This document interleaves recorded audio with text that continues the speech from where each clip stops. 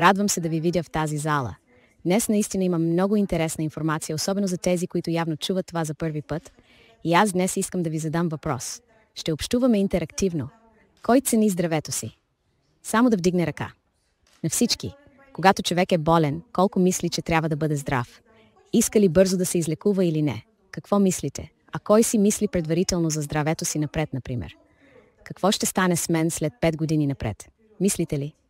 Не чувате? Чувате? Не чу. Мислите не? Да, мисли прекрасно. Ето го. Има здраве настоящо днешно и има здраве, което е още далече, така да се каже. Когато още не знаем за него и какво ще бъде, ние също не знаем за това. Но всеки човек иска да се надява, че това ще е ценно и че това ще бъде днес същото, като ще бъде след 5-8 години. Наистина трябва да се подготвим за своето здраве след 5 години в бъдеще вече сега. Знаете ли това?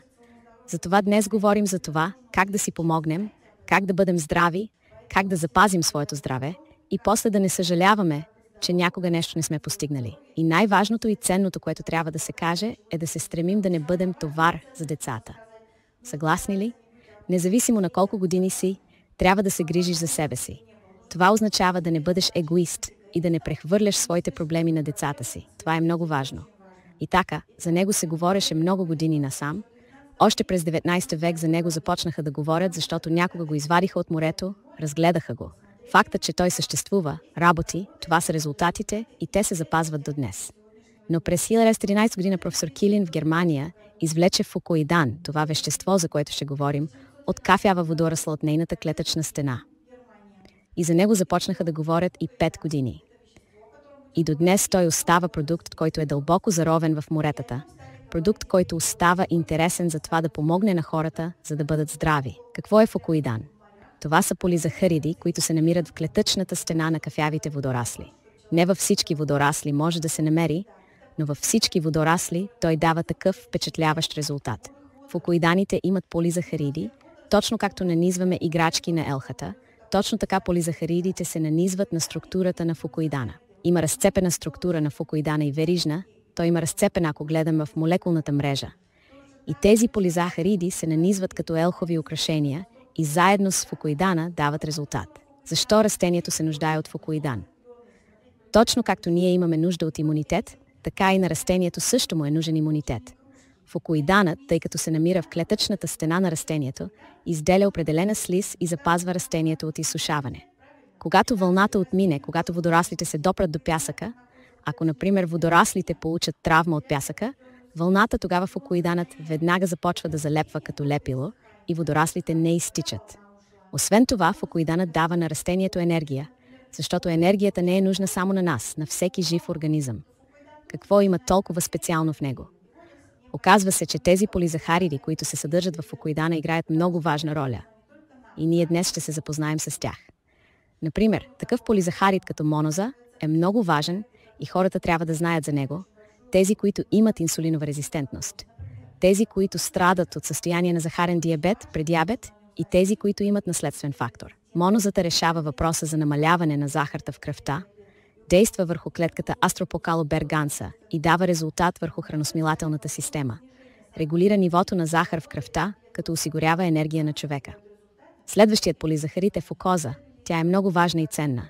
Известно е, че в нашия организъм има такива сигнални молекули. Това означава, че за какво са им нужни? Те дават сигнал на другите клетки за СОС. Когато човекът няма натрупване на отпадъци, когато човекът е в принцип здрав, когато човекът се грижи за себе си, пие вода, той има правилно хранене, прави гимнастика, други думи, той се грижи пълноценно за себе си. Той няма токсичност вътре в себе си. Няма токсичност в тъканите. Сигналните молекули на клетките работят нормално. Но с времето, поради генетичен фактор, фактор на хранене, фактор на натрупване на отпадъци в организма, сигналните молекули губят връзката си с другите клетки. А фукоетанът има полизахариди, които дават тези резултати. Имунитетът е важен за всеки. Следващият полисахарид, който работи върху имунната система, е фукозата. Фукозата дава резултат върху повредата на тъканите. Когато има цялост на повредата, например на кожата, когато има промени в енергийното ниво на човека, често студени заболявания, намален имунитет, и когато човекът приема фукоетан, точно фукозата ще даде резултат върху имунната система. Ще даде състояние на енергийно повдигане на клетките и ще даде резултат с ефект на апоптоза. Какво е апоптозът? Говорихме с вас за сигнални молекули, сигнални клетки. Представете си площадката, която се състои от клетки. Така работи вътре в нас. Всяка площадка, това е клетка. Има ги много. Всяка клетка има такива косъмчета, нюанси и те постоянно се колебаят вътре в нас. И вземат информацията, която нашият организъм предоставя. И тези сигнални молекули понякога не сработват. А по тези косъмчета, като по невронни връзки, като по електрически проводници, информация се подава във всяка система, във всеки орган. И когато има замърсяване в организма, човекът не се справя със своите органи. Той не функционира правилно. И тогава се получава ситуация, в която някои клетки не чуват организма. Това означава, че някъде сигналът е изпратен, но клетките не го чуват. И започва ситуацията с мутиращите клетки. Когато клетката мутира, имунитетът намалява. И когато човекът вземе храна, запомнете тази снимка. Вие имате такъв имунитет и не сте засегнати. Ако ситуацията е различна, когато имунитетът на човека е ослабен и ако клетката има мутации, тогава се развива онкологично заболяване. Защо възникват различни злокачествени образования? Защото се появява мутираща клетка. Нашето тяло е толкова мъдро, когато ние се раждаме, всичко вече е вградено. И как ще живее, и какво му е необходимо, и как ще функционира тази система. И той има цикъл на възстановяване, цикъл на болести и цикъл как да се изтегли и как да си помогне. Но ние не си спомняме за това, нямаме инструкции. Когато купувате нещо в магазина, скъпа кола, измиване или кола, която шофирате, като необходимо нещо, или купи скъп телевизор. Вие гледате инструкциите правилно, как да активирате, кой бутон да натиснете. Когато сме се родили, не ни беше даден този бутон. Не ни бяха дадени инструкции 1, 2, 3, 4, 5 за мама, какво да правим с нас, как да ни храним, как да подхранват, как да масажират, как да се обличат и тантане. Следователно, ние имаме здраве вече, когато сме родени. И това, което получихме безплатно, понякога става безценно. Понякога хората не обръщат внимание на това, мислейки, че винаги ще бъде така. Говорейки за полисахариди, връщайки се към тях, искам да кажа, че в Окайда има тези 2 полисахариди, което споменахме, вече е ценно. Тоест, това е работата на правилния панкреас на ендокринната система. Невроендокринна система, ендокринна, и работата на правилната нашата имунна система, когато човек има суха кожа. И промяната на страната на кожата, която е свързана с червата, с ендокринната система, с генетични фактори, само коза ще работи и тук. Следващият полисахарид е галактозата. Това е полисахаридът, който предотвратява образуването на тумори към клетките. Кой стои охрана над образуването на злокачествени клетки. И спира растежа им. Ксилозата е полисахаридът, който премахва онкологичните процеси в стомашно-чревният, в стомашния чревен тракт, в малкия таз, в червата. Това е много ценно и важно, защото имаме 10 000 имунни възли в червата си. И всеки от този инфот е на стража на нашия имунитет. Известно е, че нашият имунитет е в червата. Всъщност това е глицетеристично черво и това е колко ред, така че имаме добър или лош имунитет. Лимфата е канализация, която имат всички хора. Нарича се канализация, защото като правило хората не получават вода. Лошото хранене, лошият начин на живот води до това, че лимфата се задържа в тънкото черво. И това е като течност, като прелива, в която са всичките ни клетки, дори са в прелив. Затова от това, доколкото тя ще бъде или канализация или не, зависи нашата енергия, състоянието на младата система, състоянието на нашето състояние сутрин, депресия, състоянието на такъв комфорт, когато има енергия и човек винаги е добро настроение. Състоянието е такова, както работи гликокритната система, хормоналната структура, както тя действа. Това всичко влияе на организма. Също така, полисахарида в окаедана има още един полисахарид, наречен енцетилгераминова. Енцетилгераминовата киселина, която отговаря за развитието на мозъка, за клетката на мозъка. И тази киселина се съдържа в единствения естествен продукт. Това е женско кърмо. Няма го никъде другаде. И когато в окаедан има този полисахарид, затова за клетката на мозъка, за развитието на мозъка отговаря тази киселина. Ацетилгорхе, това е киселина, наречена глютезаминова киселина. Тя действа на пъпки, връзки, фасции, на ставите, на всичко. Това означава, че сме съставени от тъканите си. Колко здрава е нашата тъкан, с времето ни липсва калций, липсва колаген и човекът започва да страда от това. Така че след 30 години вече се счита липса на колаген вътре. Когато липсва колаген, тъканите започват да се разграждат. Кожата става увисна, става неприятно състояние в ставите, фасциите. Говорейки за човешкия организъм, трябва да спомена, че колегите със ставите никога не бива да боледуват, но настъпва момент, когато липсата на колаген, калциите на колагена прави връзката слаба. Представете си коляния став и връзката на коляния став кръстообразна. Тя по плътност е като дебел плат. С времето при липса на калций и колаген се получава такъв процес. Този връзка става като разтегнат маръл. И когато тя стане по този начин, при човека започва да ослабва състоянието на коляния став. Точно как да слиза отгоре надолу. По-силно при ходене, по-силно при изкачване на стълби, при спускане. Това всичко действа. И когато този глюкозаминова киселина, тя ще работи на тези неща. На връзката, на тъканта на ставата. Обикновено има моменти, когато се изтрива костната структура главата. И тогава с времето минава, човек не забелязва, не се грижи за себе си. Веднъж и замяна на ставата. Но ако се допусне това, може да се направи. А ако не се допуска, а се грижи за себе си, може да не стигнеш до всичко това. Т.е. да не стигнеш до това състояние. Можеш напълно спокойно да си помогнеш, например, фуковиданом. Има и аминокиселина, която ще доведе до резултат в спирането на развитието на туморни клетки, в спирането на негативни процеси вътре, в спирането на злокачествени образувания и в развитието на дългосрочна памет. Имаме памет, която днес помним тук, утре вече не. Има памет, когато тя е в такова добро състояние, когато човекът помни какво беше в детството, когато помни какво беше преди 20-30 години. И между другото, говорейки за фуковидан, е важно да се каже такъв момент. Болестите са станали по-млади днес. Не е тайна. Особено когато ковоидната инфекция е преминала, всички са допълнителни. Всяка година една или друга има време. Понякога казват, че не съм го имал. Да кажем, че не е имало как. Нямаше температура, нямаше поток и всичко беше добро. И тя беше. Тя беше в състояние, което човек почувства нет сил. Някой е попаднал на това. Няма сила и дори глава е трудно да се стреля в възглавница. Или просто шел и устал. Това състояние засегна всички. Следователно, ковоидната инфекция засегна не само възрастни, засегнати деца също. Най-неприятното нещо от нея е, когато резултатът идва за съдовата система и невродокринната система. И тук виждате нашия мозък, невродокринната система. Сега състоянието на геймерите е по-младо. Състоянието на Хеменс. Защо? Да, защото ние просто ядем тази рафинирана храна, не ни интересува кой ще ни почисти вътре. Ние дори не мислим за това. Всъщност, мозъкът и червата са едно и също вещество. Това е същото на телесно ниво, ако го погледнете. Мозъкът и червата работят на един беретан. Червата са лоши, мозъкът ще реагира нездравословно. Как? Загуба на памет, главоболие, забрава, отсъствие.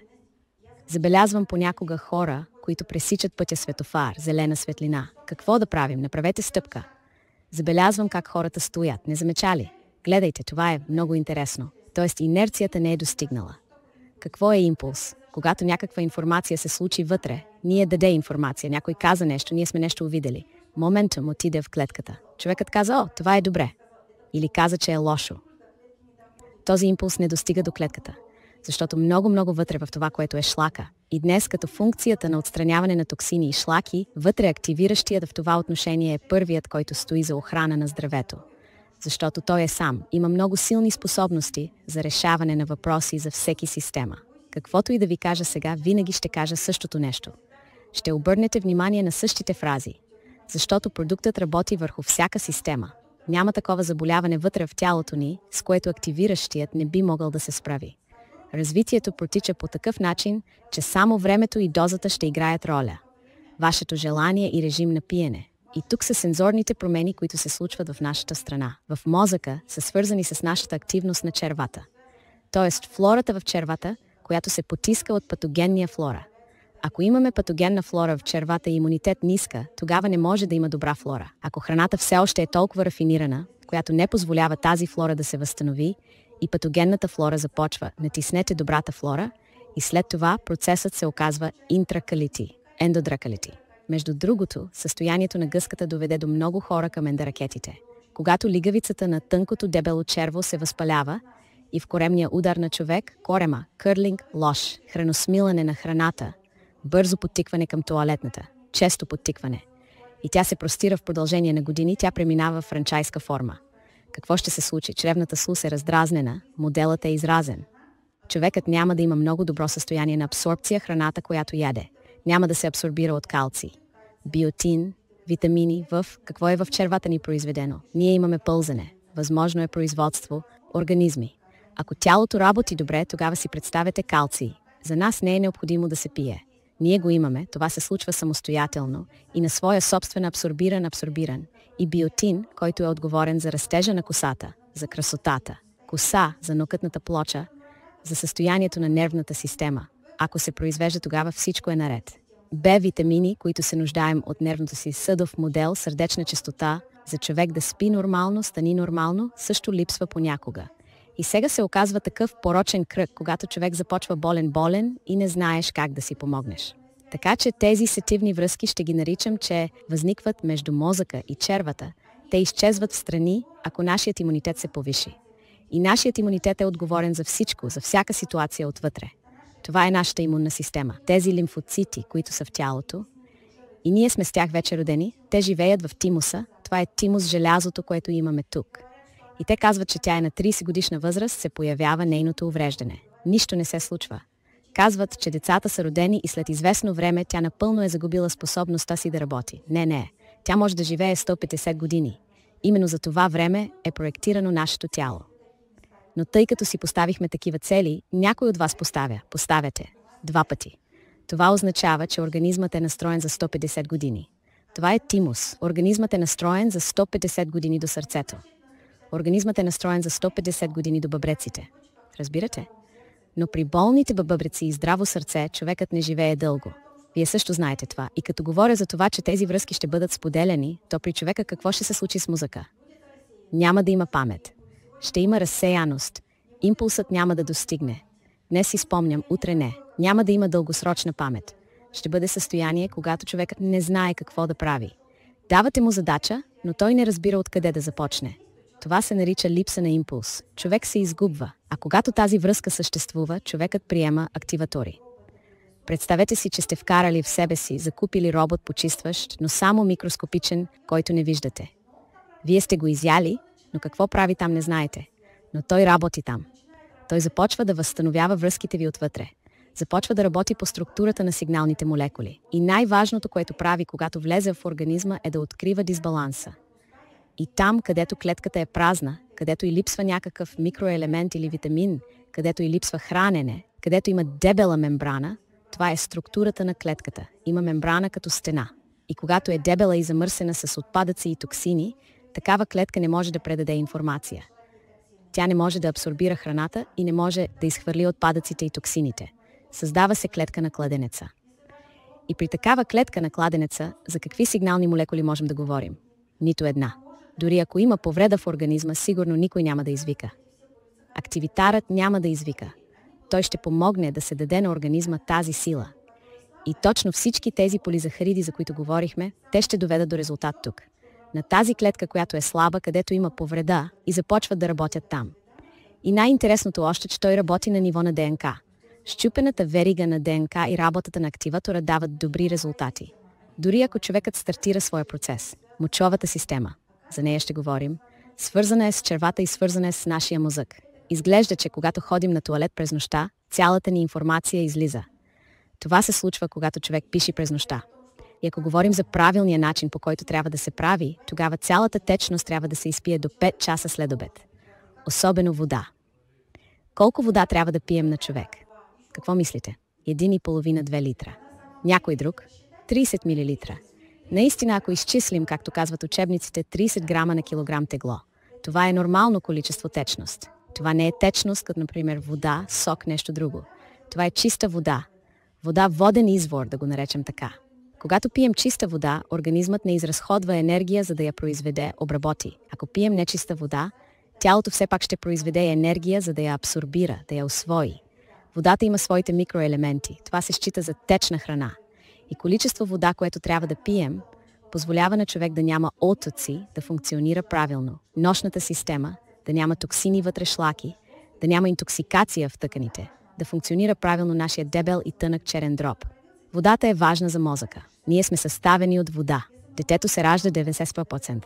Към старостта 60-70% остава. Ако не попълваме водата от това, фиброзните пръсти между позвънките започват да се изплоскват. Почти не се случва. Затова човекът, който е бил 160, става 160 на височина. Затова боли гърбът, затова боли мускулната тъкан и така нататък. И затова нашата нощувална система също се нуждае в енергията. Тя също има нужда да бъде запазвана и да се работи с нея. Имаме 2 бъбреци, които са разположени едното над другото, другото по-долу. Те първо са много малки, имат полигематозна тъкан, бъбречни лъканки. Имат клубочкова система, фронтална тъкан. Клубочковата система се отличава с това, че почиства кръвта ни. Как се образува урината? Тя се почиства от кръвта. А как кръвта попада? Тя преминава през черния дроб и попада в почвата и там започва да се филтрира чрез бъбречната система. И мокрението от първичната и вторичната мокра. Понякога нашата бъбречна система започва да страда. Състоянието на галомерулния нефрит. И следващия процес, когато човекът не се занимава с него, вече е успокоен процес. Ето, ковидната инфекция днес и тази инфекция, която разхожда днес по света, тя оставя своите отпечатъци върху всяка система. И ако COVID-19 някога е бил, тогава страдането няма да засегне само кръвоносните съдове на мозъка, а цялата съдова система. Колко съдове имаме ние? Представете си малки капиляри, артериоли, вени, венули. Това всичко се свързва артериите. Това ще бъде цяла огромна мрежа, която може да обгърне нашата земна сфера. Представете си колко. Ако казвате червата, ние го разглобим. Ето как ще разположим платното. Това ще бъде 300 квадратни метра. Само мислете. 300 квадратни метра. Това е цял пристанищен басейн, цяло футболно игрище. Опитайте да прекарате целия си живот там. И понякога хората казват, направих една програма, прочисти ми червата, а колко дни са минали? 42. Как смятате за това време може ли да се направи нещо? Това е началото. Това е много малко време. Ако постоянно приемате тези знания, работейки по всички системи, тогава той като робот е изобразен отвътре и ще даде резултат за всяка система. Говорим за чиповата система. Какво важно искам да кажа? Че бъбречната система страда от инфекция, която влиза в организма. Често се случва така. Детето се лекува, но недостатъчно. Лекувахме го, изглеждаше ни, че е излекуван, гърлото не боли, няма температура, иди в училище, но недостатъчно. И тази инфекция, която остава вътре, която изглежда вече не пречи, но тя е там, тя остава в бъбреците, тя никога не изчезва оттам, тя остава в простатата, тя никога не се мести оттам. Като се докосват до бъбреците, важно е да се каже, че всички патогенни бактерии, цялата патогенна микрофлора вътре умря. И тя там, както знаете, остана на гробището, в бъбрецовите чаши. И там ще остане. Няма начин да се извади от бъбреците. Затова виените пионефрити, ето ви причината. Какво да се прави в случай на активитана? Той много нежно и внимателно премахва токсините и отлаганията. Това, което не е нужно за бъбреците. Работи за възстановяване на гломерулната система. Това означава укрепване на капсулната стена, укрепва капилярната стена, укрепва генозната стена, чрез полисахаридите, които присъстват в него. Тези 8 полисахарида. И затова нашата лимфна система също ще бъде благодарна на активитана, ако човекът се грижи за себе си. По отношение на мочевия мехур, това е плътна тъкан, която никога не може да се разпукне. Може да побере малко количество урината, но има възпалителен процес. И така, тъй като говорим с вас за това, че свързаната тъкан, от която сме направени, понякога започва да се разхлабва, устарява с възрастта, ако не се грижим за себе си, то и нашият мочев мехур също има ослабена висяща стена. Затова понякога задържането на урината и към това се добавят още други параметри. Това е слабост на свързващата тъкан, слаба стена на малък таз, възпалителни процеси, образуване на полипи в мочевия мехур, образуване на конгломерати, пясък, отлагания, токсини. Ето това всичко знаете, организмът е като склад. Ние ако складът е чист, го почистваме. Предположете, че почиствам хладилника си. Там е чисто и не мирише. Но ако не го почистим, там е съвсем различно състояние. И нашият организъм е като склад. Не почистваме, не го почистваме, получаваме един момент на живота. Почистваме го, поддържаме, получаваме друг момент на живота. И така, когато ставите боли, първото, на което трябва да обърнем внимание, са бъбреците ни, мочеполовата система и нарушения в обмяната на веществата. Това е нарушение на интегралната система плюс храносмилателните органи. И тези нарушения в храносмилателната система, урогениталната, ще доведат до нарушения на кокошачия обмен. Какво ще доведе това? Човекът ще образува соли, урати, фосфати, оксалати. Нарушеният ще предизвика грижи по-късно за ставите. Трябва да се грижиш за ставите, защото ще е лошо. Човекът усеща. Ще му поставят диагноз на артрит, артроза, артрит.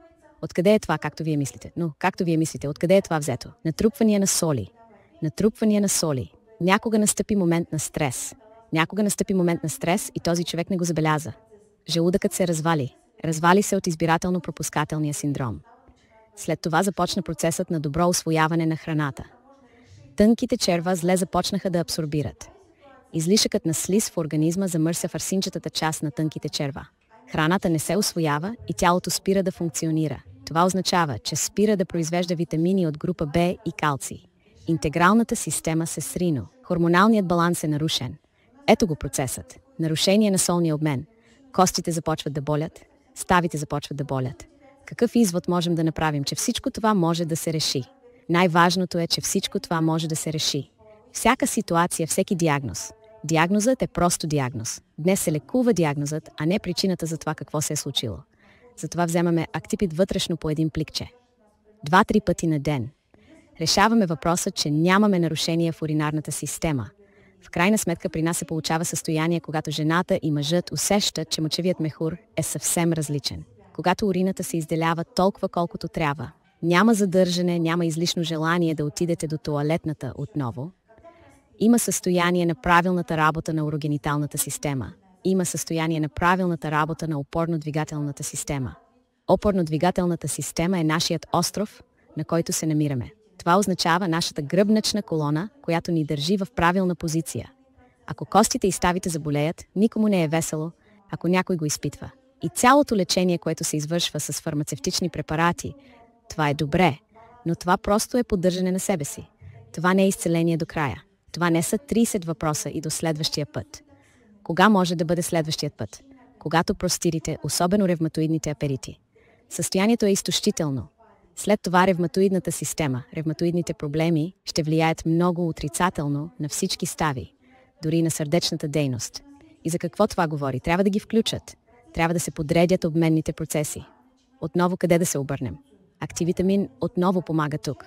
Това означава, че дава резултат при премахването на възпалителни процеси. Равновесие на микробите вътре в силния. Това означава, че когато патогенната флора живее вътре, премахва болевия синдром, премахва вируси и токсини. Това означава, че неговата задача е почистване на организма. Освен това, вътре имаме такива макрофаги. Това са клетките, които пояждат разпадания. Разпадания, какво е това? Когато умрете, бактериите умират също. Умря патогенната флора и макрофагите се отправят там, за да го почистят. Така че вече имаме тези, които се грижат отвътре. Но по време на нашия живот, цялата тази система започва да губи своята функция. Организмът забравя за това и възниква такъв инцидент. И вижте, върнете се към апоптозата, за да запомните това. Има здрава клетка. Възникват някои моменти, когато тази клетка претърпява промени. Тя започва да мутира. Или тя не получи достатъчно храна, или липсваше кислород по някаква причина. Или имаше някои проблеми в червата, настъпи избой, или тя не получи тези функции, тази връзка. Да, тя започва да мутира. Това означава, че клетката наполовина потъмня и вот настъпи некроз. Ако трябва да обясним на децата, приблизително така. Некрозата настъпва, половината клетки се храни, а другата не. И тази, която не се храни, проглъща клетката, която е светла половинка. Защото на тази тъмна половинка тя трябва да създаде същите клетки. Тя започва да мутира и да привлича здрави клетки, правейки ги тъмни. И вот там започва процесът. Какво прави активидантът? Той не позволява на клетката да получи кислород. Той се бори с активния кислород. Той спира да я храни с кръв. Това означава, че тя не й подава хранителни вещества чрез съдовете. Клетката спира да се храни. Когато мутиращата клетка спре да се храни, тя започва да умира. И в процеса е показано, че промяната в клетката, която вече е активиран агент, премахва ефектът на аптоза, който имаме вътре в нас. Но го забравихме по време на живота. Организмът го забрави. Това означава, че активиращият агент възстановява работата на стволовите клетки. Помнете, понякога знаете, има различни учения, когато създадоха стволовите клетки, когато се опитваха да ги въведат в човешкото тяло. Какво се получи? Понякога това не водеше до много добро състояние. Човекът отиде на онкология. Защото на мястото, където има мръсотия стволова клетка, която не е твоя, тя няма да даде тази реакция, която е необходима. И нататък гледаме. Тези връзки точно се подобряват от активидант.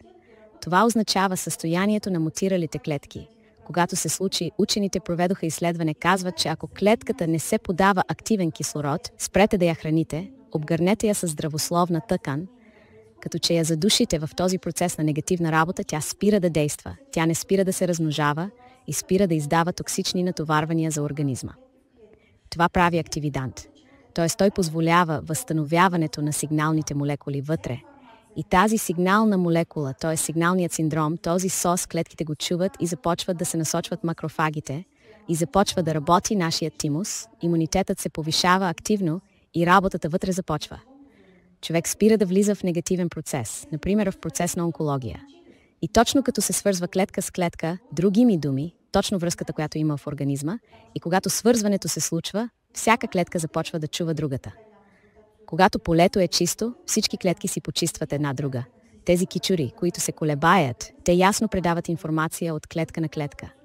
Ако на клетките нещо им липсва, трябва да знаете този факт.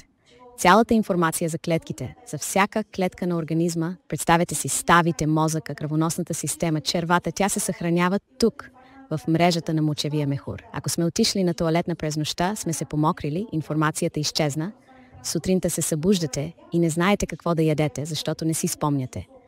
Тази информация се предоставя от хипоталамуса, вот от тук, директна връзка. Хипофизата и хипоталамуса – две интегрирани системи, които контролират функциите на организма и издават команди. И когато тази команда дойде от всяка клетка на организма, какво й липсва? Какво липсва на съдовата система? Сърцето, черния дроб и неговата тъкан, например на червата, ставите. И тази информация оттам отиде там в купчината жлъч. Тя се съхранява там до сутринта. И когато се събудим с вас сутринта, ние казваме: бих искал яйца на очи, бих искал портокал, бих искал някакъв сок да пия. Но когато отидохме на тоалет през нощта, тази информация липсва. Събудихме се сутринта с дисбаланс в организма. Той не знае какво иска. Това определено трябва да се помни и да не се забравя това. Всяка система се нуждае от помощ и на всяка система се нужно помага. И искам да кажа още нещо важно, че като работи върху организма на човека, активитантът оказва влияние върху нервната система. Той оказва влияние за успокояване на нервната система. Когато човекът се храни правилно, когато няма шлаки и токсини, нямаме възможност и желание да се нервим. Това означава, че се постига баланс в организма. Когато всичко е добре, когато има равновесие, когато има добър статус, когато нищо не ни притеснява. И такова състояние ще бъде, когато човекът има стресоустойчивост. За да не ви донесе стрес, вие сте стресоустойчиви. Разбирате ли как да се отнесете към тази ситуация? И когато разберете, че това е нормално, вашият система работи правилно. Няма стрес, но системата също работи правилно. Няма стрес, мозъците се бият. Ендокринните системи не се бият. Активирането е интересна функция. Тя помага и храни нашата щитовидна жлеза. Тъй като щитовидната жлеза е много капризен орган, тя винаги иска да има витамини, микроелементи, за да й винаги стига всичко. Ние обаче често не знаем за това. И за това и не даваме нещо. И затова активитантът също е тук на стража, за да няма такива възли в щитовидната жлеза, за да се подава добре кислород, да има обменни процеси. Всеки орган има обменен процес, има своя имунна система. И когато разберем това и следим за себе си, щитовидната жлеза не се бие. Заедно с нея работи паратиреоидната жлеза.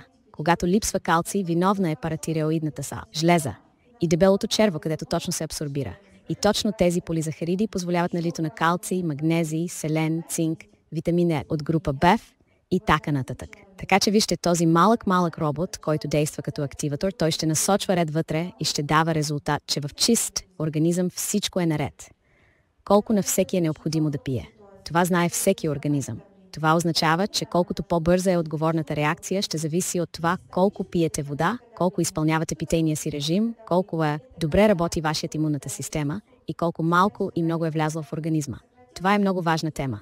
Още един важен момент. Когато има промени в човешкия организъм, когато човек страда от високо кръвно налягане. Някой познава ли това? Има ли такива хора в залата? Има. Мисля, че това е много удобна ситуация, защото вие сте се родили с нормално кръвно налягане и то трябва да е нормално през целия ви живот. Защо се случва това? Има систолично и диастолично налягане. Какво е систоличното налягане? Това е когато кръвта натиска върху съдовете. Систоличното налягане показва, че се стяга камъчето, изхвърля се кръв в съда и кръвта се приближава до съда и нейното налягане върху стената на съда показва систоличното налягане. Диастоличното налягане е отпускане на сърцето. Систола, диастола са съкращение и отпускане. Диастоличното налягане показва как кръвта упражнява натиск върху стената на кръвоносните съдове, когато почива. Кръвоносните съдове на човека са чисти.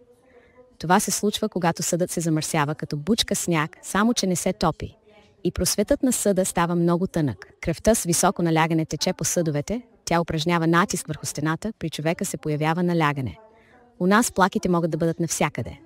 В аортата, в сонната артерия, в патологичната артерия, навсякъде.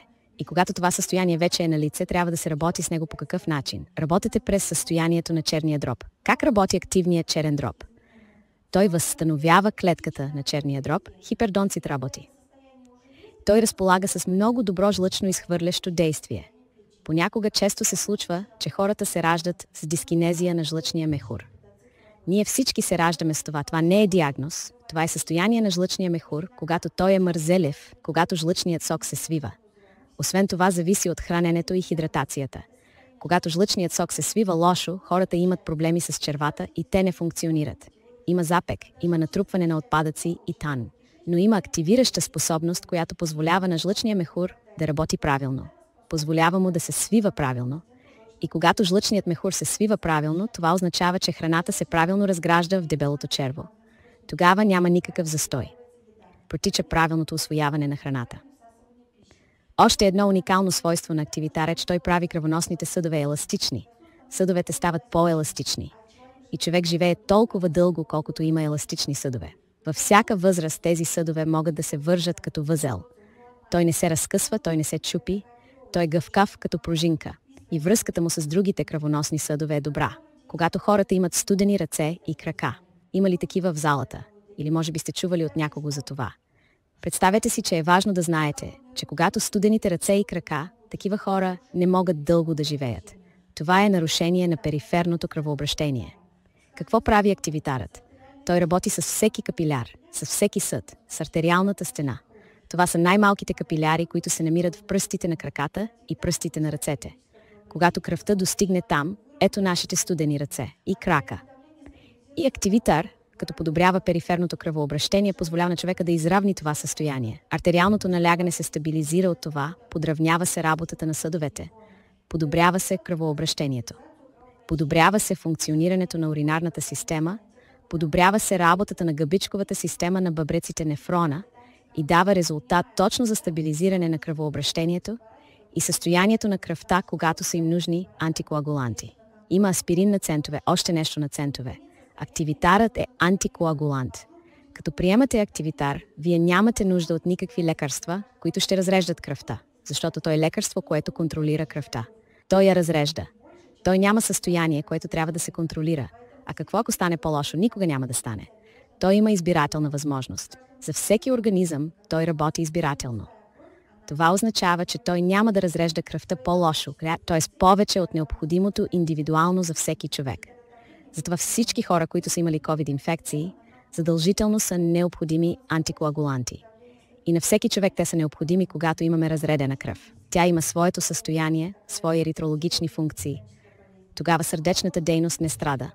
И тогава кръвното налягане е в норма. При приемане на активитар, на кой ден приблизително, може да се каже, че кръвното налягане се стабилизира. Знаете, при всеки е по-различно. Някой трябва да пие месец, някой има сериозно хипертонично заболяване, някой може бързо да реши проблема. Но трябва да се каже, че отговорът на организма идва след 90 дни на всяка система, когато започнете да се чувствате стабилно. Добре. Ето 90 дни, това е минималното количество време, което трябва да приемате активитар, за да помогнете на своя организъм. Дори ако имате проблем някъде в една система, тялото не може бързо да реши проблема. Няма магическа такава вентилация, когато днес се докоснахте и утре сте здрави. Такова нещо няма. Имайте проблем, имайте търпение. Тази проблема да се реши. У активатора висока способност още да работи върху имунната система и да подаде на организма енергийно състояние. Има хора, които липсва енергия, постоянно изчерпване на сили, активитар решава този проблем, подобрява се растежът на косата, изравнява се ноктената плочка. Също така дава резултати за бронхолегочната система, защото излишната секреция се намалява. И още един момент. Понеже организмът дава резултати за еритроцитните свойства на кръвта, плюс паразематозния система, и така и на поджелудочна жлеза, при ферментопатии много висок резултат дава. Деца понякога се раждат, когато детето не може да усвои цялата храна. То трябва да има предварително определено хранене. При употребата на активитара въпросът постепенно се решава. Хора, които се хранят напълно по-различно, например безглутенова диета, това е много скъпа диета, тук активитарът също решава проблема. Като работи на провокация на антреканса, като работи на този антагриден орган, който се нарича поджелудочна жлеза, Той помага на организма да произвежда, да започва тези ферменти, които ще разграждат тази или онази храна. И се нарича проблема с ферментите се решава. Освен това, активитарът има висока способност, когато говорихме за имунитета с вас, той помага и на организма, за да не се залепят микроби, бактерии и паразити. По стените на слизестата на носа, гърлото, червата и има противопаразитно действие. Някой ли е ходил някога в поликлиниката за вземане на анализи и точно са откривали паразитни инфекции? Ето такива отговори. Паразитоза е цяла тема за разговор. За да ги намерите, трябва да направите анализ 30 пъти, но те живеят навсякъде. Навсякъде. В нашите клетки има инфекция с паразитни клетъчни трихомонади, уреаплазма, микоплазма, гарднерела, които понякога довеждат хората до аденомиопростатит, до миоматозни образувания в областта на матката, до кисти при жени, до спаечен процес, до тромбофлебит, до варикози, до тромбози. Трихомонада играе много важна роля и много хора с нея живеят, но никой не знае за това. Тя се крие в левкоцит и за нея левкоцит е къща. Тя в него пътува. Лабораторията не я вижда, защото тя иска да живее. За да я намерите, трябва да дадете анализ 30 пъти, но много хора го пренебрегват. При употреба на активитана този въпрос постепенно се решава, защото аз го проследявам на диагностиката, това е напълно видимо. Следващо паразитоз. Има големи, има малки, съвсем малки, например токсоплазма, живеят в клетките на мозъка. Понякога питаш хората, имаш ли състояние на натрапчиви идеи? Човекът казва, да, имам. Защо се случва това? Токсоплазмата е много малък паразит, който не се вижда и се вижда само под микроскоп. Живее в мозъчната клетка, неговата цел какво е да направи? Да излезе от човека, да намери друг собственик. И когато хората имат навлизащи мисли, особено в това състояние, хората имат мисли за убийство, само убийство. Затова, разбира се, много неща не са потвърдени и хората не проверяват, но такъв факт съществува. И затова, когато токсоплазмата излиза, намира друг собственик, тя оцелява. И ето активидантите тук работят хората, които са много нервни и напрегнати. Когато нервната система постоянно работи в напрежение, когато човек има постоянен стрес и той е като този бучка нерви, да, и той вече не може да живее по различен начин, защото съм свикнал с тялото. Активистите дават релаксация на тялото. Човек започва да мисли по различен начин. Той спи нормално, сутрин той става пълен с енергия, дръзко заспива, промени в цвета на кожата, подобрява кръвообращението. Това е много важно за хора, които страдат от инфаркти, инсулти, прединфарктно състояние. Кой има предразположение към това в генетиката? Предразположение, когато е необходимо да се предотврати инсулт. Предразположение, когато е необходимо да се предотврати сърдечен удар. Тук активантът също е добър помощник. Той храни миокарда. Имаме мускули между раменете, които винаги са компресирани.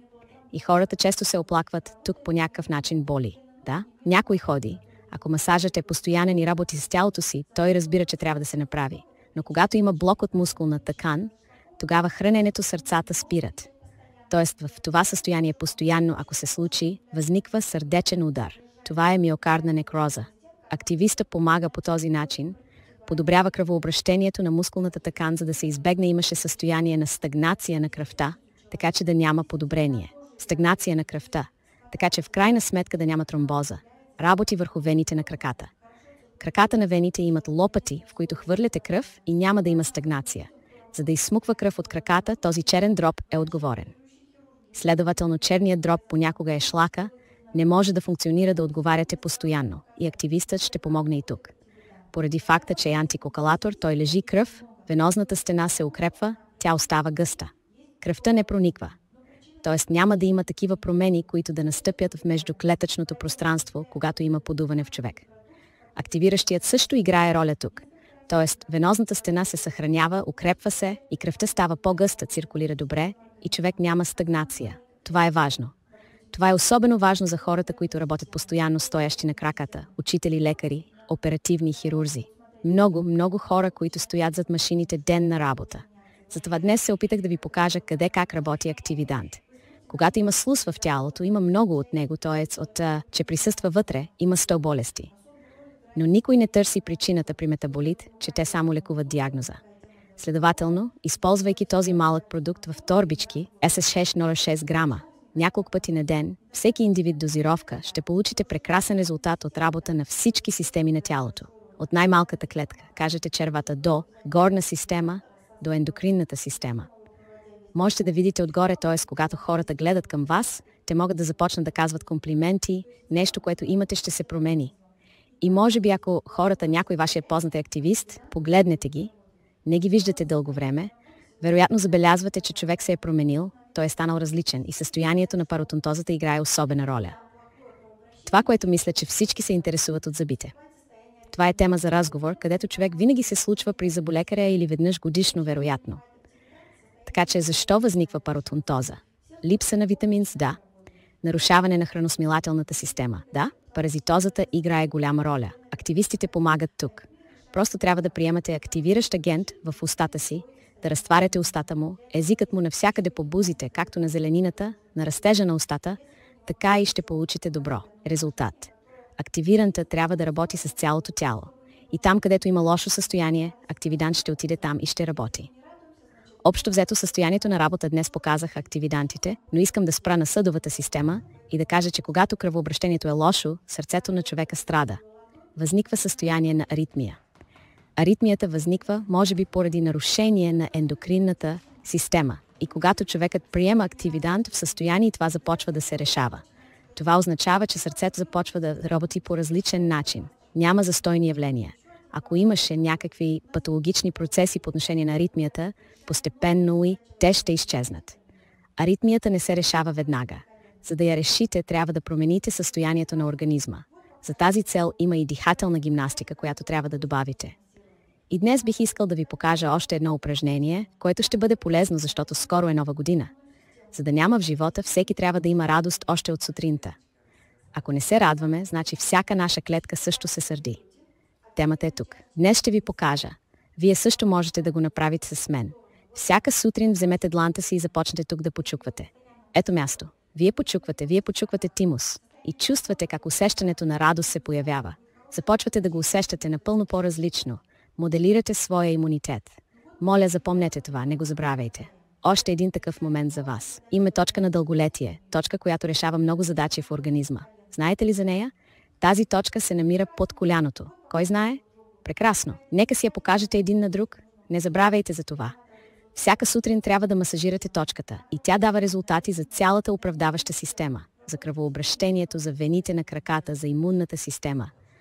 Работете с нея, имайте добро състояние. Какво каза Леночка? Ще разберете. Вземате 4 пръста от коляното, чашечка надолу и 2 пръста от глезената кост настрани. Ето я. Тя е много болезнена. Ако я постоянно масажирате, ще имате лекота в краката. Състоянието на удобство ще бъде в краката и няма да се уморявате, ще има добро кръвообращение и краката никога няма да отокват. И ето за активитарната информация.